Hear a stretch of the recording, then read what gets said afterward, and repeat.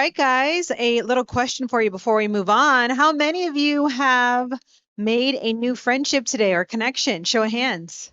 Yay! How many of you, even the photographer raised her hand. I love that. How many of you have made a global connection today? Show of hands. All right, just a couple. Looks like we got to make some more of our international connections. And of course, we hope that you join us for our next Health 2.0 conference coming up in Dubai and then again here in Las Vegas in April. If you have any questions, you'd like more information, please feel free to go to the booth. You're going to go in the food room straight down to the left, and you're going to see our table and our signage for it. So we'd love to support you and answer any questions you have. Now, moving right along, we've got a panel discussion up for you next. Patient engagement in chronic disease, research, pharma's responsibility and opportunities. Ooh. I would like to welcome to the stage, it looks like our moderator who's going to be bringing up our panel. Can I please have Paula Muller, Chief Product Officer, CareLink 360. Come on up, guys. Round of applause for them.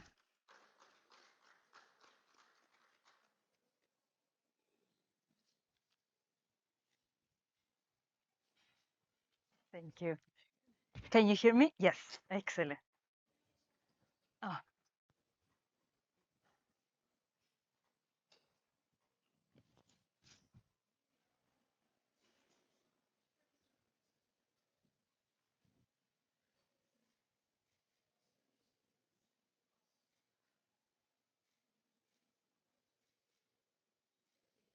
thank you.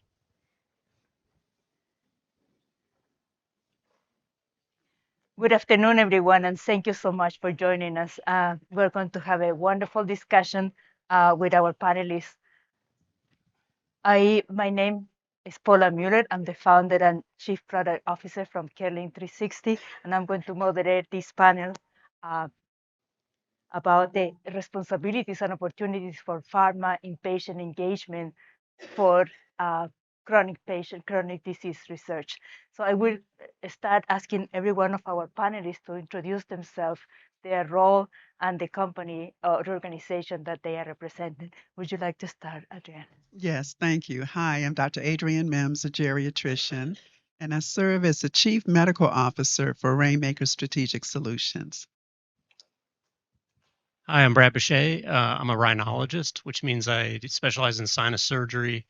I started a company called Nemetic in 2022 to optimize practices for targeted surgical procedures. I'm Dave Duplay, Chairman and CEO of CareLink 360. I'm Eugenia O'Kelly. I am a researcher at Oxford University and the executive director of Bright Institute. So to start, I'm going to pose the question to every one of you. So in general terms, as a high level, what are the roles and responsibilities and opportunities for pharma in about considering patient engagement in research for chronic diseases? Adrienne. I think that it's a very important question because we can develop a drug that works for a disease, but unless we've actually had patients who participated that look like the general population that is diverse and involved with all of the different aspects that are in their life, that's how one can tell if something's going to work or not. Right. And Brian. One of the things that we work on is algorithms to use AI to engage patients. And we're always torn by companies that want to create the algorithms to drive patients that they feel that are appropriate to see or appropriate to enroll in programs, and that can skew their data. And we feel that providers really need to be involved in that method of developing all these systems because we're not typically driven by the bottom line. I think we heard in the last presentation two important words: trust and transparency. And I think when you're dealing with patients and trying to embed the patient voice into whether it's research or post-marketing surveillance, um, you can't just jump in and start asking a patient how they're feeling about something. You really have to understand the patient. You have to understand the patient journey. You have to understand where that patient is in the journey And then you have to tailor what it is you want to get out of that patient community to that subset of patients. And I see so many organizations, they'll come in, they'll want to learn about the patient. And what's the first thing they do? They get their agency together and we'll do this focus group, and they get them in and it's episodic and they get information, and then, go to try to find those patients 3 or 5 years down the road to see how they're getting along with their chronic disease. It just doesn't happen. So building community of trust and transparency around the patient, I think is critical. From the research point of view, pretty much every drug that's FDA approved has to go through human research trials. And one of the biggest issues in completing those trials tends to be patient attrition. So, having effective patient engagement is not only incredibly financially important. I think about 80% of studies are delayed because of an unexpectedly high number of patient attrition. But patient attrition can be, if you select certain statistical analysis methods, it can be used to make a intervention look more effective than it actually is. So for example, if you have a higher, usually what you have is you have a higher attrition rate from intervention groups, and often those are the people that are having the worst side effects. And you could actually choose to analyze the data in such a way, leaving those people out, that makes the drug look like it's safer and more effective than it actually is. And there are certainly statistical methods that you can use on the analysis side to prevent that, but keeping sufficient patient engagement is really going to provide the highest quality of data and make sure that the drugs that and devices that we have are safe and effective, and that the results that have been seen in research are actually the results that we're going to see in the general population. Thank you. So, Brad, the next question. What about the importance of, we're talking about transparency and communication, and we were talking about culturally and linguistically appropriate communication. What can you tell us about the role for patient engagement? Yeah, yes, I feel very strongly. As you build these systems, we pretty much tackle these solutions with software. And one of the easiest things you can do with software is either pattern recognition or change the way you communicate with patients to make it more convenient in their own language. So you can have people who are doing concierge that speak one language, multilingual engagement with another patient. None of them need to be English speakers anymore. And that's a tremendous opportunity in the U.S. and around the world, because in the U.S., at least 30 million, just take this one statistic. There's 30 million Spanish speakers in the U.S. who can't find an innovative sinus surgeon. Dave or Eugene, do you have a comment? Yeah, no, I think it's absolutely right. I mean, again, it's understanding the patient. And I think you can't uncouple the family caregiver from the patient when you're looking at patient insights or incorporating the patient journey into research, right? Because so much of the insights can come from the family caregiver. So I don't think you can uncouple that. I think AI can help facilitate some of that, but I don't think it's the panacea that everybody thinks it's going to be, at least, not in the next couple of years. So I think really understanding that. And, when we deal with patients, we use this methodology called Lee. So we listen, we educate, and then we engage. If I were to come out to any one of you and start talking about a subject without, proving that I understand a little bit about the subject matter I'm talking about, you'd look at me and say, well, why do you have the right to talk to me about that? Right. So if we listen, if we take time to listen to the patient, understand the journey, speak with the family caregiver, close that loop, and then begin to engage or educate the patient on maybe what their life is going to be like the next 3 or 5 or 10 years down the road, and really understand that holistically, then and only then can you engage the patient in meaningful dialogue. Because there is this level of distrust, especially in underserved communities, minority communities. We see it, right? They just don't trust the system. And so if they don't trust the system, they're not going to be open to communicating really what's going on. And you're never going to garnish those real patient insights to embed in your protocols of clinical trials or your technology for self-reporting in clinical trials, or post-marketing surveillance on after approval. So I think you've got to connect those dots, close that circle, and use the Lee methodology. Yes, thank you, David. And I think following up on the point of education, sufficient education can actually, in some ways, be an intervention in itself. eh, Before returning to academia, I had a company and we built surgical simulators for doctors, but occasionally we'd also build animations to show what was going to happen during the surgery to patients. And we didn't expect that to have, many effects on outcome. It was mainly to speed up patient. Patients signed up to the surgeries and just make the process smoother. But what we noticed is because the patients better understood what was going to happen to them, they adjusted their behaviors such that post-operative narcotic use was halved and recovery time was improved by about 15%. And that was just through their own knowledge. They were able to engage in the recovery process differently and more effectively. And I think, that's often a aspect of the process that's quite missed. No, thank you. Yes. Following up on the family communication, the last speaker was talking about how broken healthcare is, and part of why it's broken is it's nothing like how we all live.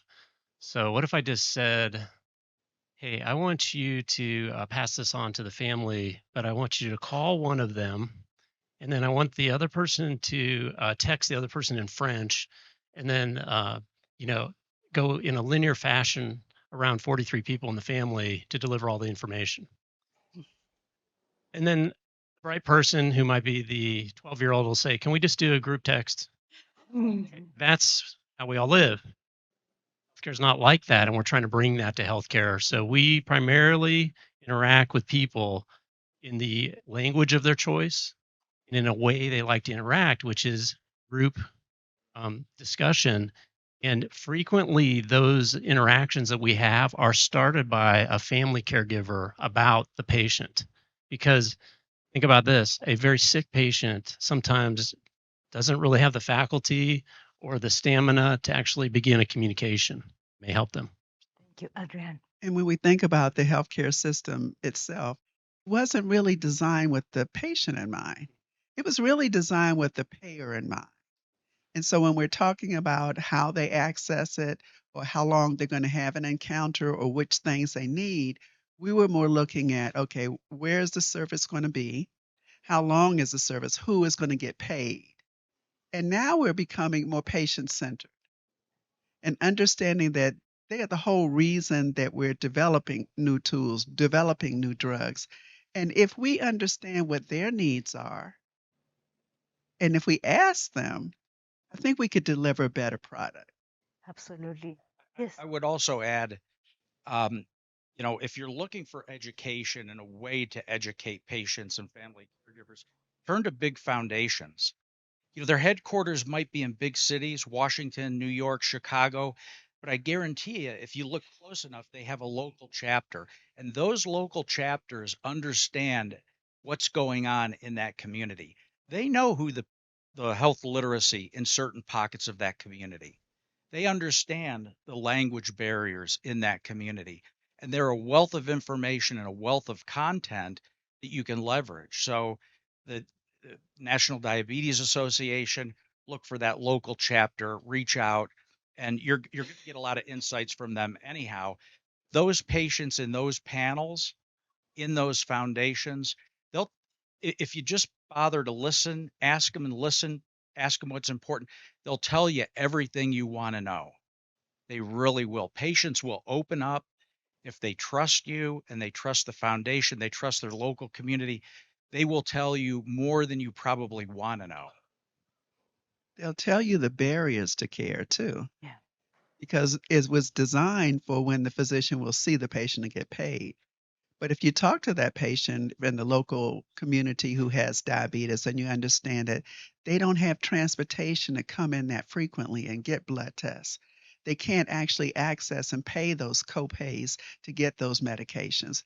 But unless we ask, we're designing the system wrong. Yeah.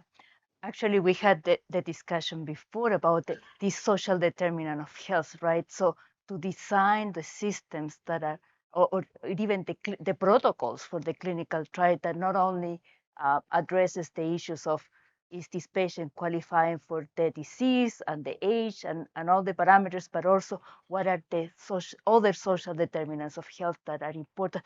Adrienne, would you like to elaborate more on that? Yes, because when we were actually trying to increase our rate of mammography screening, we said because it's a covered benefit, they will come. But when we found that our rates were only in the 60% and we wanted to increase it, we reached out to the patients and talked to them. Well, I live 60 miles away from the site that you offer it.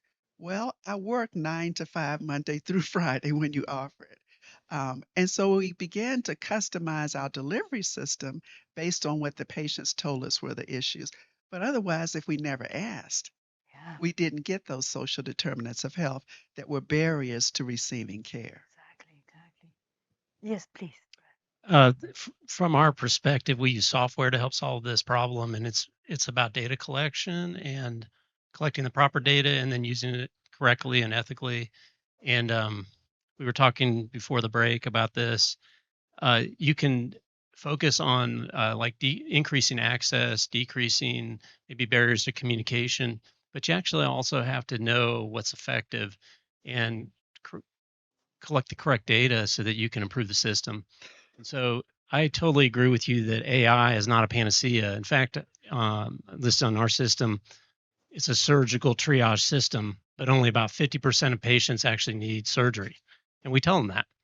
And in addition to that, if you can appropriately predict their health, the need for a surgery, they're very happy. And then you can decrease their time to treatment, maybe from in the US here from 3 months to 3 weeks. I've worked in the UK and Portugal. I can comment on those systems. Like a 3 month wait in the US may equate to a 3 year wait in the UK and a 4 year wait in Portugal.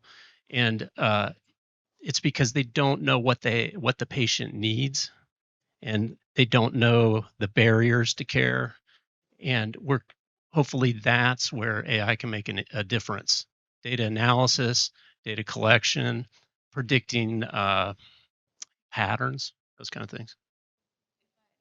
If I can speak to that one, one of the big promising aspects in researching both pharmaceuticals and medical devices is that AI allows us to select participants who are more likely to stay in a study. Um, there is a real risk, however, that AI can be used to bias studies in favor of whoever is developing and has a financial stake. So as our data analysis improves, it's quite easy to say, okay, well, I don't only want to select participants who have, the time and are likely to stay in the study. I also want to select the people who I'm pretty sure are going to have the lowest side effects, the people who are going to benefit the most from the drug.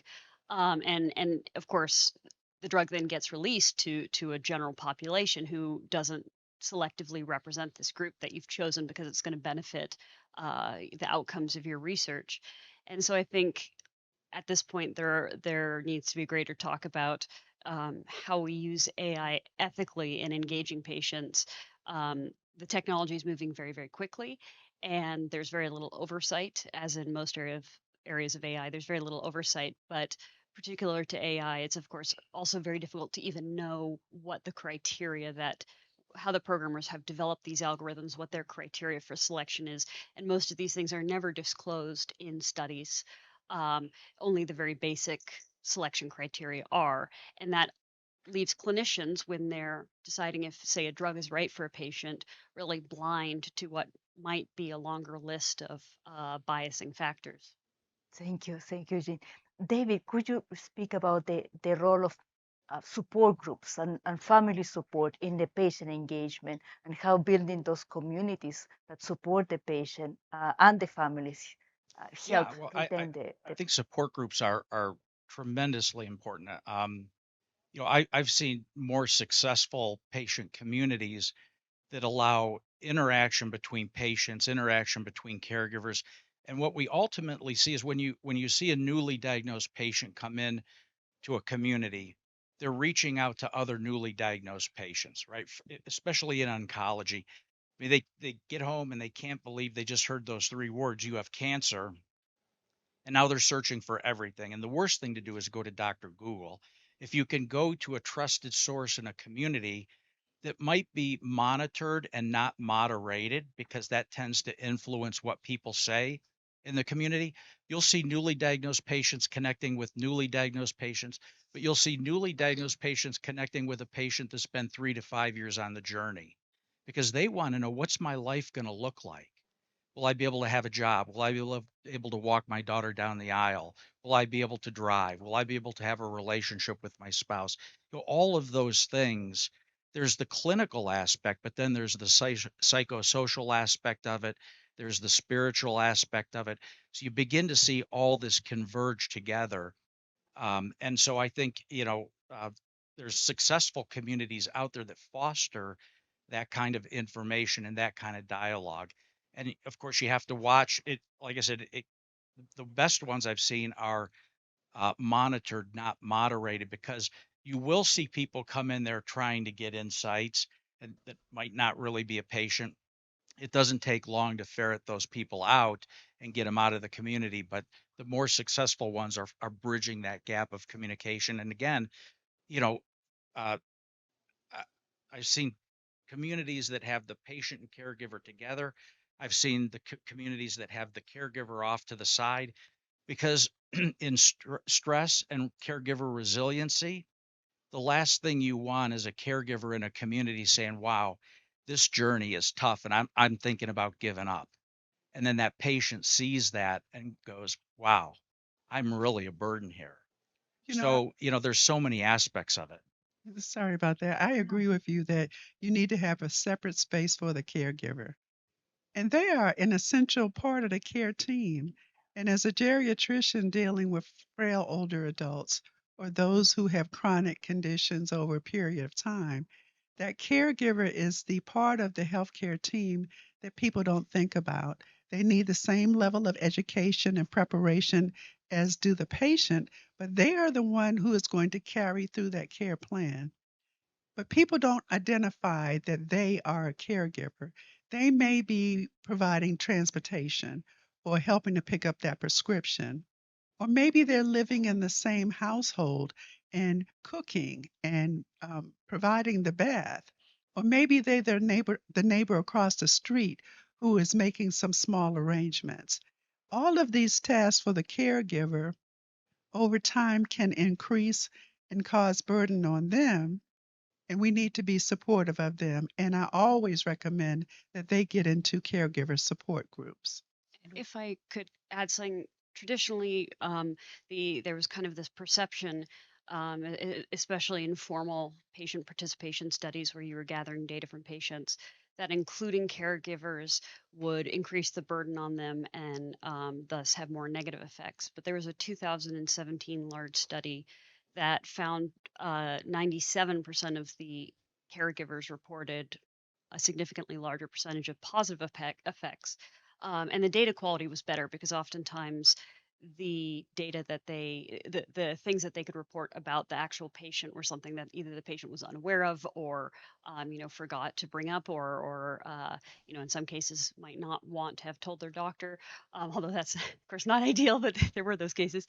And I think we're really seeing that shift in terms of more and more research incorporating the caregivers into primary data analysis and gathering. Thank you. Thank you for that insight. No, it's crucial. It's crucial, as you said, Adrian, incorporating the family caregiver as a part of the care team. That is critical, and they need to be informed, because most of the time what happens, especially in geriatric, is a daughter that is living far away receive the phone call, and then in 9 minutes, oh my gosh, what do I do? I didn't know my mom was or my dad was in such a bad shape, and then um, it's like taking the rug out of the floor, and then you're floating and not knowing what to do. What do you see in your practice, Brad? Oh, I was going to say the interaction with the caregiver with the system isn't very good usually. And frequently you engage them with forms or portals. And I always use this example. So I have an 18-year-old daughter. And if I said, "Hey, honey, how was your day today?" But I said, "Can you just fill out this form when you get home?" And we'll may or may not talk about it, but she wouldn't feel the love, right?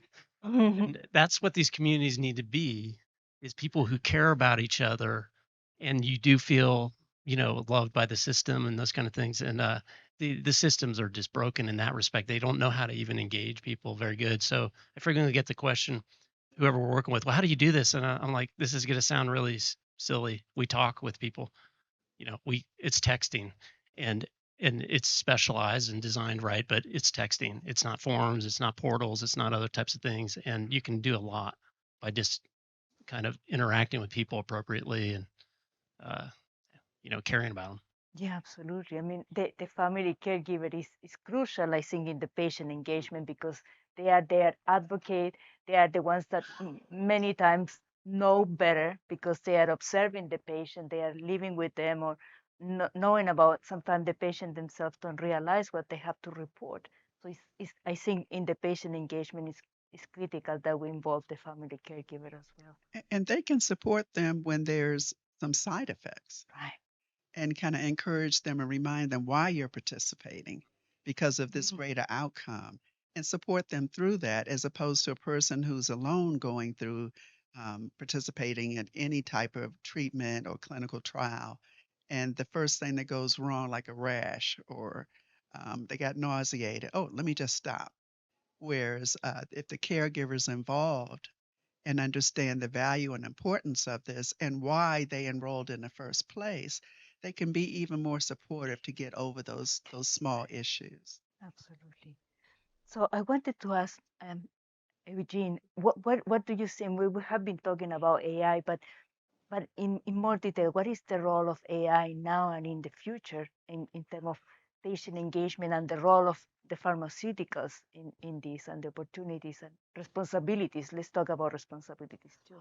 So I think what we're seeing a lot already are there's actually since I think 2005 or six, so very early on, getting chatbots that could speak to patients, talk them through informed consent, the risks and benefits of participating in a study.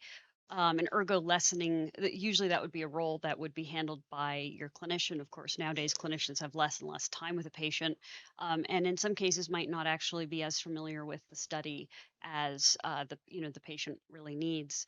Um, but I think one of the speaking to the aspect of both communities, social communities online, and caregiver communities, I think one of the very promising new developments is large language models and the ability to pull textual and visual data from online support groups, from any community that leaves a data trail, to get a better sense of the problems these patients are facing, how they're coping with these problems, the problems caregivers are facing, and these type of highly data and time intensive tasks just were out of reach for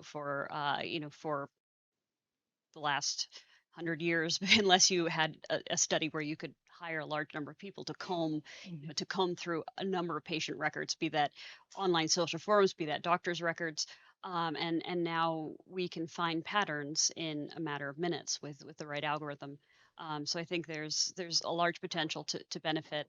I think there's also risks, and there's ways that AI can be used to either bias a study or selectively optimize for highlight positive responses over negative responses, or interpret responses in a way that leans them towards the positive. So I don't know if anyone here is familiar with AI hallucination, but AI models have generally shown this trend that they want to fulfill their prompt, and they want to make you happy with the result, rather than being accurate. So often what will happen is, you say, I want them to do this, and they don't actually have the right answer, but they'll just start making something up. So that's Mm. called hallucinating. And in preliminary work in medicine and patient engagement, especially the more language intensive models, they're certainly not in any way exempt from hallucination, and that presents a significant risk of false data and false perception of what's actually going on. Thank you. And Brad, you had some experience with sort of the data, right? Yeah, and just in AI design, they can be very convincing, and it's unfortunate because there's hallucinations, and then there's outright design of a convincing model to do whatever you want. And we're all influenced in this room. We've all interacted with an AI today multiple times, and that would be Google probably, or some other monitoring system on your phone, and it's a data point. And we maybe have about 100 data points on patients right now, but that grows, and we're using it to try to predict health, which we feel is very ethical. And because we feel if we can predict the correct health, we can help improve an outcome. But not every business is in line with that, because if you can predict health, you could also then design an algorithm to steer people away from a treatment or into a medication. And those are the ethical considerations that are very important to be talking about right now, that just aren't being really, I mean, they're in these kind of forums that are very, niche. So, go ahead. If I could add something to that, I think right now with the introduction to the public of Chat GTP and these models we can interact, there's a perception that AI is new and it's happening right now. But the truth is AI has been around for quite a long time and it's been influencing what we see. So the videos that you search AI, so AIs that are basically able to rank what results you're likely to enjoy have been informing the videos you see on YouTube, the results that come up on Google. And, for many of these companies, there's a great incentive to have, if you search arthritis, to have their drug be the first drug that comes up, if, whether or not that's necessarily applicable to the search terms that you're using. And so I think we've already seen how that, there are companies that will consult with you to help you rank your video or your website such that you can come up with specific search terms um, and the algorithms that are ranking for what you see as your customer base. And I think we're entering a new era where the potential to perhaps attract a patient segment that's not ideally suited but would expand your customer base is really a greater threat. And I think the education comes in there too, because if you can educate patients, then Yeah, your point's good about AI being around for a while. 10 years ago we called it social listening, right? And we'd go out and we'd put search terms into Facebook and Twitter and Reddit and Pinterest and all the rest of them. And we say, flag anybody that's talking about these terms. And it would give you all this data. Now it was up to you to sift through that data and find out, are they really talking about something that I'm interested in? Or are they just spouting and saying the word and it's picking it up in the social listening? So I think AI can play a role in that, in sifting through all of that data, but it's got to be presented in an unbiased way. It can't rank order a term higher in one case and lower in another. I don't think the engine understands that, and there's not enough data. And what was Twitter when it first came out? It was so many characters, right? Well, how much are you going to say in, what was it, 21 characters or whatever it was? How much are you going to be able to talk about your health or what's on your mind in those limited number of characters? So it's just going out there and picking up keywords. And I think, if presented in an unbiased way, again, AI can play a big role in that. So just as a specific example, Cigna is they're involved in some litigation right now um, because of using AI. They recently it came to light. I think there was a Wall Street Journal article on this that 300,000 claims were denied in 1.2 seconds, and then they emailed out letters to everyone that said we reviewed your claim, and it was from their like a director or something, from a person who says that I reviewed your claim and it did not meet medical necessity. So I don't know that nobody reviewed that, basically. Okay, and that's the litigation. So, but the fact is, on appeal, over 90% of those claims were accepted. Okay, that means that they were inappropriately denied by an AI. And what it was is somebody at an executive level most likely said, "How do we turn this down significantly? How do we turn down the appeal significantly?" And it's just a setting. It's like a redesign that's very simple to do. I mean, we do this all the time because we are trying to improve outcomes, we're trying to improve predictions, and we go in there and modulate a setting. And fact that you can do that like in a minute with healthcare that affects 300,000 lives is scary. And I think too, we're seeing a shift. Of course, the many doctors hate Dr. Google, where patients go onto Google and they come to the doctor with some knowledge, good or bad. But now there's expected to be a great shift from using a traditional search algorithm to using a large language model, Bing or ChatGTP, and asking them questions. And although there are models that exist that pull from, say, scientific literature, most of the large consumer models just pull from the internet. And so the quality of that data, the accuracy of it, and of course, hallucination is another issue there. So that's another major issue where how accurate is the information, and that can greatly inform not only what care pathways they choose to go down, but of course what type of care they seek.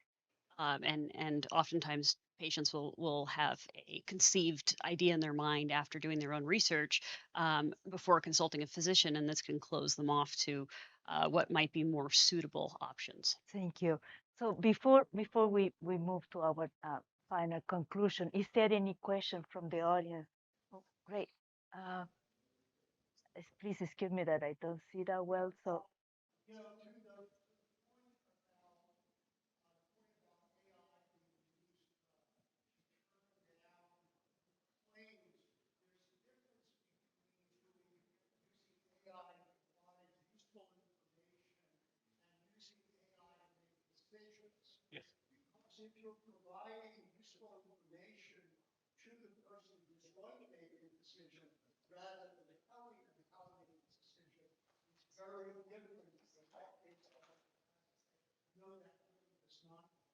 thank you.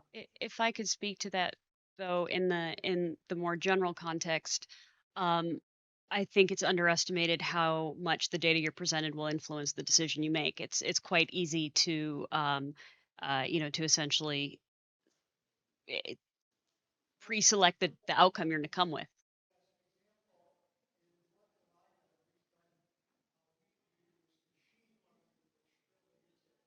Mhm.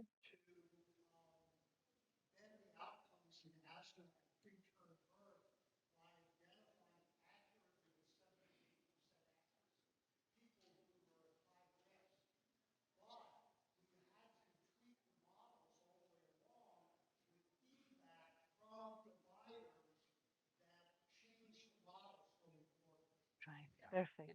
Yeah, that's the human in the loop aspect that's very important, and that can't go away. And also, one is a subjective data, and another's a moral decision. And we, at this point, we should not be allowing AI to make a moral decision, even though there are moral models out there. Whose morals? We talked about this before this panel. Whose morals are they following? So. Thank you. The gentleman.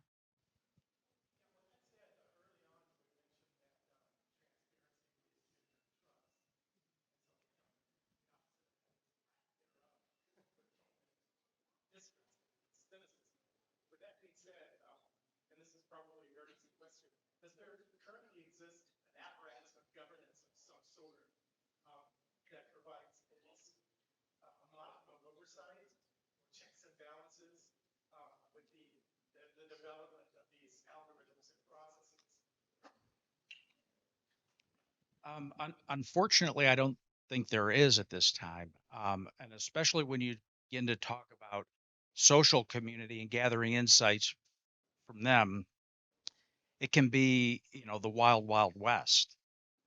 So proceed with caution. And like I say, I would first turn to big foundations. Then I would go to the local level because I think that's where you're going to get your most protection in terms of somebody looking at what's going on and kind of sifting through what's right and what's wrong. And when we had clinical trials, we could rely on there being an IRB. Yes. And, Yeah. and those were very effective to look at whether or not this was worth doing, whether or not the patient was well informed, and whether or not they were protected and their privacy protected. But the use of AI in healthcare has come so fast. From the federal government to healthcare institutions, we are behind the Mhm. ball with asking the question that you just asked. There's been both nationally and internationally several very large meetings of how to regulate AI on multiple fronts, national security, what have you. And as of yet, I haven't seen anything that, it's very difficult to create a consensus on this, especially because the technology itself is very black box. It's difficult to understand what's going on in a particular AI, how it's making decisions. Even the developers don't really know. Um, the nitty gritty of how it functions. So it's very different from a traditional algorithm in that manner. And part of it's just our own fault because have you ever read the like Apple terms and conditions on your iPhone? It's too long. I think we have one more question, please.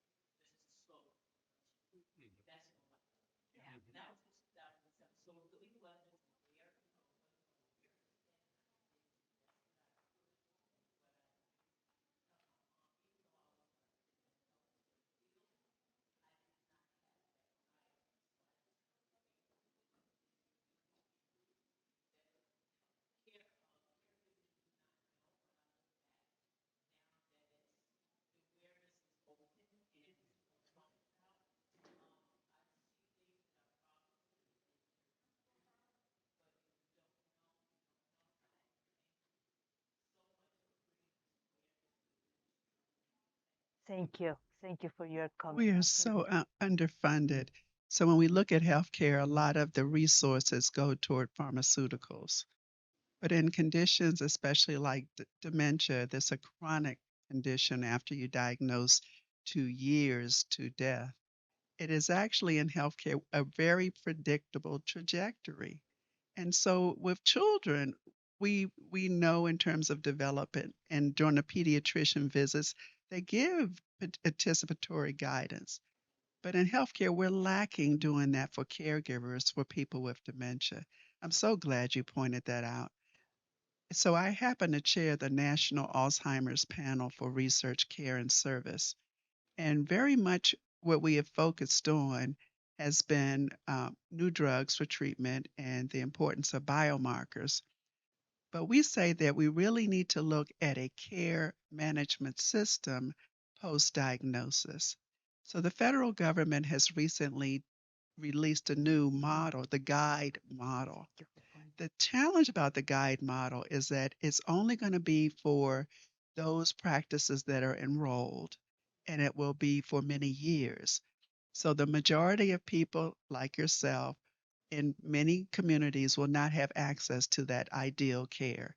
So it's important now that we start to look at that. And just today, I read a CMS note from Biden where they are going to incentivize accountable care organizations to provide resources upfront and then a per payment per month to support their interaction with the caregivers and designing the services based on listening to the patient voices. That's a new model. So I think change is starting to come.